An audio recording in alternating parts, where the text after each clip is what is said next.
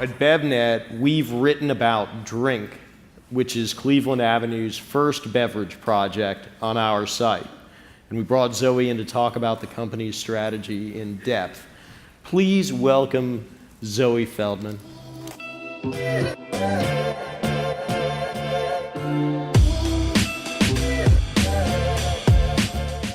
You got an MPH. I do. Master Public Health, and you tell me you're bullish on soda. So what's going on? So we created some slides just so I could sort of, talk more to this a little more visually, but I do have an MPH. I was in graduate school at Columbia. I have an MPH in something called nutritional epidemiology, which is how diseases progress through populations. And I was in grad school. I was doing a lot of work around food justice. This was 10 years ago. Food justice, sort of social justice around food, accessibility, affordability. I interned at a place called Stone Barns, Blue Hill at Stone Barns, upstate. And when I was in graduate school, I had a professor who was her name is Joan Gussow. She's now in her 90s. She was like Michael Pollan before Michael Pollan was Michael Pollan. He actually thanked her in The Omnivore's Dilemma. And she was really for me, the catalyst of really getting into how can you be pragmatic about the industry. I went to women's college undergrad, very activist sort of population. Then I went to Columbia for an MPH and was sort of on the PhD track. A lot of my friends worked abroad or went to medical school. And my very first boss, met him actually at an academic conference, and he had just been hired by Indra personally to be the head of global public health at Pepsi. This was 2008. So at the time, I really thought, hey, how can I use sort of my interest in public health and juxtapose it with business? I didn't know what I was talking about or what I was doing, but I felt like I had a lot of experience and understanding of it from an academic perspective, but was also very pragmatic. So I started working there in 2008. I was his first hire. And then, obviously a lot of shifts in the company over the last decade, and some of them I can speak to and some of them I can't, but I was there sort of on and off for about 8 years, did a wide variety of projects, but the very first project I ever did there was about 6 months after I started working there. Got $35,000 from Indra's budget and created the first and only... From Indra... Nui. Indra Nui. Yeah, from her CEO budget to create the employee-owned organic garden. So there's a photo up there. My haircut is super embarrassing. But that was literally the first project I sort of did. So it was sort of for me saying, how do you juxtapose public health and business? I saw where sort of things were going. I saw craft. I think part of it for me is generational. I've come up literally, Bonin talked about digital. I've also come up, in sort of the generation of seeing things from 30 and 40 years ago come back around. So the pendulum swing being brought back, into saying, natural and organic is now becoming very prevalent. How can we sort of get back to that? So lofty goal for how to turn PepsiCo into the healthiest food and beverage company in the world. Was there for quite a long time, wrote some academic papers, did some other cool stuff, which I don't have time to talk about, but really learned a lot, had a really robust sort of 8 years there. And then spent the last 3 years, which you know about, and some people in this room know about, working for her directly, creating what was sort of supposed to be their answer to VEB. It was supposed to be their answer to a venture services-backed venture capital fund. And I'm sitting here now not doing that because that didn't happen, which was a great learning experience for me personally. So the MPH thing, I don't know that I'm bullish on soda. I'm bullish on people having choices. I think working sort of juxtaposed between two places that are not as disparate as people think they are is actually really, really critical in an industry that's really moving very quickly. Is the goal at Cleveland Avenue to take some of the companies that you're investing in and sell them to Pepsi as a healthier alternative, or is it to take these companies that you're investing in and just make them a better, healthier alternative? I think for me it's more the latter, but of course we have to satisfy some strategic LPs, so it's more of the former. I just think there's a place for a lot of different things in the market. It's very competitive, but there's room for craft soda, there's room for plant-based beverages, there's room for bottled water. I really think there's a lot of room for all sort of a myriad of options in the industry. And yeah, obviously I would love it if there were a monetization event that was a strategic purchasing one of the companies we invest in, but it's still too early ask me in 5 years. Okay. Yeah. You'll be back here in 5 years? Maybe not, I don't know. You've got an open invitation. Just call me. I thought I had to text you. Or, yeah, you gotta text Bonin, you can actually just call me. So tell us about the portfolio, who you're investing in, why. So I'll go to this slide. So this is sort of like, some people know this, and I actually think it's really funny. This has like become this thing of lore, but like 5 years ago, again, part of it is generational. I don't like to say age, although it is a little bit about age. Like, I didn't have a partner, I didn't have children, I had no pets, I have no houseplants. So 5 years ago, I could pick up and leave my life in New York, where I've lived for the last 11 years, and literally get in a car and just go around the country. So when I talk about Cleveland Avenue or about me, the investment philosophy is very boots on the ground. So as much operational as it is just like, actually doing due diligence. Like, I can do both of those things, which is really cool. So for me, 5 years ago, I literally got in a car for pretty much 6 months, more or less, and traveled around the whole country. And part of it was a friend of mine from college came with me, and part of it was just me. But I met a ton of people in F&B and then some related industries. And again, like, I think I was viewed more as a sort of peer, right? Because I'm able to do that. I didn't get on a jet, get off the plane, get in a town car, go to the meeting, get back on the town car, and get back on the plane. I was like, no, I'm gonna go to Kansas City. I don't know what I'm gonna see in Kansas City. I don't know what's gonna happen to me here, but I'm gonna go for like 3 days and, get an Airbnb, right? And again, like, the advent of technology has been really interesting for me as both a consumer and as an investor, because I can go on Airbnb and get a room in Kansas City for 2 nights if I need to, stay with a local person who turned out to be a chef, and get a lot of insight into that, community and that local environment, which for me has been hugely helpful for the last 5, 6, 7 years that I've been doing this. So when you go into these communities, are you looking to invest in companies? Are you looking for companies that are informing you? So it's a good question. I mean, again, 5, 6, 7 years ago, I think for me it was different. There were a lot less people interested in the sector. There was a lot less money in the sector. I mean, I obviously, unsuccessfully, I will fully admit, tried to get a corporate VC fund off the ground. And it certainly informed me a lot, and the way that I think about things is very pragmatic now. And I am very much a person who's out in the world meeting other people, right? I'm very much like, a lot of people say they're boots on the ground. I'm literally like, these are my boots, this is the ground. And I'm walking around cities, and I'm, talking to people, and I try and stay either with friends who've lived in the city for a long time or friends of friends. I try to sort of stay away from sort of industry people and really go on my own, and then meet entrepreneurs, which begets other people, which begets other people. So there's your co-packer, there's your, flavor manufacturer, there's your, ingredient supply chain guy. Like, I try and be very, I try and meet as many people as possible and sort of create that sense of community. And so again, I mean, 5 years ago, one of my partners and I created this series of entrepreneurial events before it was sort of something that a lot of people were doing. There was VEB, I mean, there were no other large corporations that had VC funds. So we did it in Western Mass because that's where I went to college. Yeah, so I went to school in Western Massachusetts, actually where Bill from Spindrift is from, the same town. So we actually had this great event, and it was entrepreneurs and then a bunch of executives from all sorts of functions who came and actually hung out for like 2.5 days, and that sort of beget this, which is a very rudimentary slide, but really it showed me like the best way to learn about what a company wants is to actually engage with them. You can't sit there as a money guy, or even, I'm not a money guy now, but even then I certainly wasn't, and say, this is what you should do, this is what you need. It's very much a dialogue. So I learned a lot about that, and that still has really shaped and informed the way that I think about how I look at companies and brands. Very, very qualitative as well as quantitative. Okay, so, but you are kind of a money guy now, right? Am I? I mean, don't you run a fund backed by the former CEO of McDonald's? I do. So, money guy. Yeah. Who are you investing in? What are you looking for? So, money guy.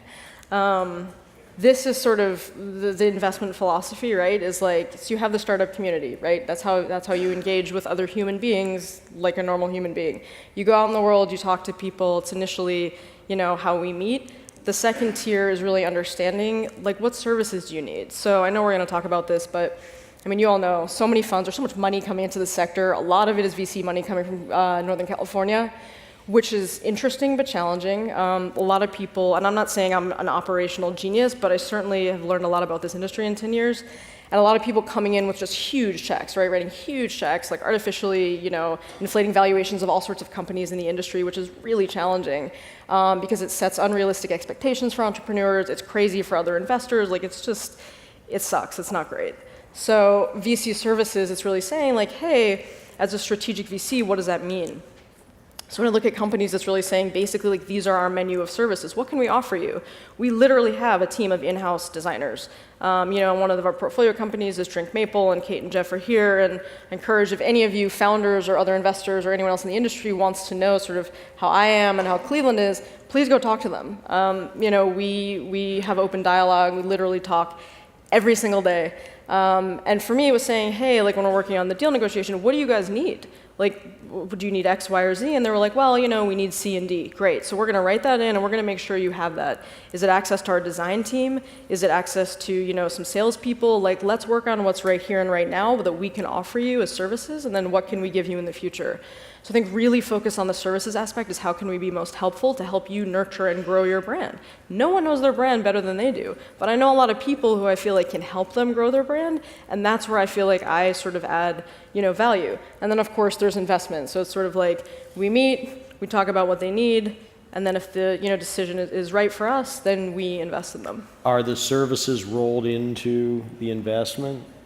Yeah. So there's a value assigned to them as part of what you're... Yeah, we're working on, a couple ways to think about that, and that is obviously like quite challenging, quite frankly, to sort of figure out. But yeah, and I mean, they know, and they're not the only portfolio company, they're the only one that's here right now, but they know I'm accessible and available all the time, and will do anything in my personal power to help them succeed. So let's talk about some of the operational challenges that you're helping some of these companies through. So let's talk about food service. Is the hardest thing for a new beverage company to figure out their way through food service? That I've seen, yes. And so, as Jeff said, so the man I work with now is the former CEO of McDonald's, Don Thompson. And so he knows, I've learned so much from him in the last 2 years. And I don't want to specifically call out somebody else who's here right now, but maybe there's somebody else here who knows Don quite well, who also used to be an executive at McDonald's, right there. But Jim also, I mean, the guys that I've met who worked at McDonald's have just an unbelievable amount of knowledge, right, about QSR and about food service and fast casual. And what I learned from them was, yeah, of course, beverages are 20 to 30% of revenue. They're a huge amount of profits. There's a massive opportunity. It's a big white space. And now, again, like I like to sort of joke and say it's like highbrow, lowbrow, right? Like, I worked at Pepsi and now I'm working for the former CEO of McDonald's. I'm not gonna kid anybody. Like those are two massive corporations, and I realize, what I think optically that just seems a little strange, especially given my background, but for me it's been a huge coup. Because how do you take that knowledge and this unbelievable amount of knowledge, and how do you actually say, okay, how can I pick it up, lift it and shift it and help a company like Drink Maple grow? What can we use that's in your head that you know from 20 or 30 years of experience in food service, specifically in QSR and fast casual, and help some of these brands. So we're super focused on brands in food service. I've never built one, I'm not an entrepreneur. Yep. Bill has, and he talked about how difficult it is, and I've spoken with him about that too. It's just a different beast. I don't have all the answers by any means, and certainly Don doesn't either, but we're actively working on it. Now, is one of the thoughts here to get this product into as many people's hands in a food service setting? Yeah, so when I say food service, I'm actually not just talking about restaurants, right? It's anything on premise. So it's hospitality, it's cruise ships. I didn't even think about cruise ships. Who thinks about cruise ships? It's cruise ships. You think about cruise ships. I never thought about cruise ships until... I'm thinking about one right now. I'm not thinking about one. You can go on a cruise. I'm not going to come with you. But I never thought about it, right? But like festivals, music festivals, Coachella. I met a woman, lives in Vermont, about a year ago who runs, it's the best, who runs food service, like food and bev operations for some of the biggest music festivals in the country. And she goes, can you get me a great, couple craft brands that are not in glass? Because nobody who's drunk at a festival in the sun should have a glass bottle, right? Like that's a bad idea for everyone, but you can't bring in fountain machines. So all the Cornelius and Lancer machines that sit on countertop, there's no countertops. So what do you do, right? Maybe you do bag-and-box. Maybe you do a keg format. I've learned more about kegs in the last 2 years than I ever thought I would know in my whole life. I'm like, I don't even drink beer, so why do I know about this? Because we're trying to figure out how to get products into kegs, is where drink comes into place. But restaurants... Let's talk about the physical manifestation of all these ideas my brain, coming together in drink. Yeah, I mean, so the food service piece I think is really interesting because Matthew Mitchell said it yesterday, it's the ideal test channel for new concepts because people are looking for exploratory experiences and they have a higher price tolerance. because you can go into a bar and get something on draft that's kombucha, and maybe you'll pay $8 because your friend is buying a craft beer for $10. So there's certainly a higher willingness to pay, and I don't want to go over the slide, but ostensibly we're sort of doing some food service, beverage incubation. We're the only people really doing it, so we're really marrying food service and beverage. And the other part of the fund is restaurants. So more of a straight private equity sort of play, but it's restaurants, right? So Cleveland invests in both CPG, F&B, mostly B, and restaurants. So it's a great opportunity to marry those two worlds. And again, like I've learned so much just in the past 2 years from working in sort of the food service platform. And platform because it's also stadiums, it's concessions, it's airports, and they all have their own rules, regulations, and distributors. And it is complicated, and it's a pain in the ass, but I really think it's going to be worth it for whoever can figure that out and come out on top. And drink has been, it's just been, if you haven't been there, I'll do a plug. Can you tell them a little bit about it? Yeah, so it's on 46th and Broadway. There's a clothing company for like teenagers called American Eagle, which is an American, retail brand for teenagers. And they have their flagship store, which is here in Times Square, second busiest corner in America. It's 46th and Broadway. And they approached us about a year and a half ago now, and said, hey, we want to partner with you. And I pitched to Don, I was like, look, beverages have much higher, you're the one who's always telling me beverages have much higher margins, like food is, you don't want to do food, so let me pitch them a non-alcoholic beverage bar. So I actually went around, into some of the brands, I'd say probably 80% of them I already knew, some I met, and I sourced 23 small beverage brands, all non-alcoholic from around the country. Cornelius, who are our friends and strategic partners who I love beverage equipment now. I love beverage equipment so much. I want it in my house. I want it everywhere. I think it's just so fascinating, and they're doing so much interesting stuff that never sees the light of day. They custom built us a tap wall. So we have 10 taps. We have now 6 different products. Maybe we had 6, now we have 5. But we're also, again, boots on the ground, really operating the space and saying we're the only, first and only non-alcoholic beverage bar in the U.S. We have, slushies, and we have Sweet Talk. Deb from Sweet Talk is our lemonade provider, and it's the #1, best-selling product to drink in the last 2 months. But again, it's about saying, how do you put something in a different format? The RTDs actually don't sell that well because it's hard, they're underneath. But we have a coffee program that was designed by a coffee roaster in Brooklyn, this woman, Darlene, who's great. And so again, I've got an incredible amount of quantitative data to really back up qualitatively what I was thinking, which is, can you actually succeed if you don't have red can Coke or blue can Pepsi in a craft beverage experience? Can it be successful? What are you finding? The answer is yes. And because unfortunately we're out of time, Yeah, what are sad. 1 or 2 things that you would tell these folks who are in this craft space, who are looking at food service, about ways that they can sort of turn that environment to their advantage? So these are some nice photos showing me on the floor stamping cups in the first three days before we opened, because there was no one else to do it. I think, God, it's a grind, but I would tell these brands, from what I've seen, again, I'm by no means an expert, but I've learned a ton in the last 2 years, especially now operating drink. Never in a million years did I think I would be involved in anything like that, but you have to hustle, and you need to make sure it's such a different space distribution-wise, human capital-wise, than traditional retail. So you have to, other people have done the work for you a little bit. So again, that sense of community where it's other people have done it, you can do it too. Don't go out of your way to try and understand sort of the cogs in the wheel. Just ask somebody for help. So I'd say that's #1. There is a community of beverages out there who have done it and who've been successful. So sort of look to them for advice, which I certainly have. And I think the second thing is, don't be afraid of your products in new formats, right? Don taught me how to clean a Coke machine. He literally taught me how to clean the lines, in a Coca-Cola machine. Again, never something I thought I'd do, but I was like, oh, it's actually, now I understand why, you need preservatives in bag-in-box. So it's thinking beyond that and understanding the technologies and the different formats. Can you go in a keg? Can you go in bag-in-box? The operating language of a restaurant. That is so unbelievably critical, and I've never operated a restaurant. My experience with drink is the first time doing anything even close to that, and it's complicated, but there's so much opportunity. And I feel like, having somebody dedicated, on your staff, all brands are very small. You're lucky if you have 3 people, who are working with you in the early stages. So have one person whose sole job it is to focus on on-premise. And I think that's the probably only and best piece of advice I can give. All right. Well, thank you very Thanks, much man. for the time.